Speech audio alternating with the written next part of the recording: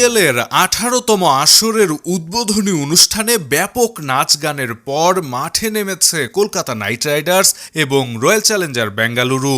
এই ম্যাচে প্রথমে ব্যাটিং করতে নেমে দানবীয় ব্যাটিং করেছেন কলকাতার ওপেনার ব্যাটসম্যান সুনীল নারিন।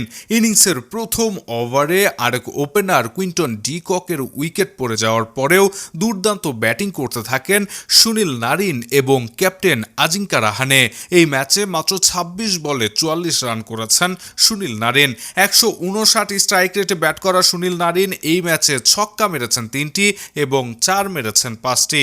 অপর প্রান্তে দুর্দান্ত ব্যাটিং করতে থাকা আজিঙ্কা রাহানে অবশ্য 50 তুলে নিয়েছেন। মাত্র 31 বলে 56 রান করা আজিঙ্কা রাহানে এই ম্যাচে ছক্কা মেরেছেন 4টি এবং 4 মেরেছেন 6টি। তাদের দুইজনের এমন দুর্দান্ত ব্যাটিংয়ের উপরে ভর করে নির্ধারিত 20 ওভারে 8 উইকেট হারিয়ে 174 রান সংগ্রহ করে কলকাতা নাইট রাইডার্স। সর্বশেষ পাওয়া খবর অনুযায়ী 175 রানের টার্গেটে ব্যাটিং করতে নেমেছে রয়্যাল চ্যালেঞ্জার বেঙ্গালুরু। দর্শক, এমন আলোচিত আইপিএল এর খবরের ভিডিওগুলো সবার আগে পেতে এখনই সাবস্ক্রাইব করে রাখুন ইবিডি নিউজের, সেই সঙ্গে আমাদের ফেসবুক পেজটিতে ফলো করে দিতে ভুলবেন না। কথা হবে পরবর্তী ভিডিওতে, সে পর্যন্ত ভালো থাকবেন। ধন্যবাদ।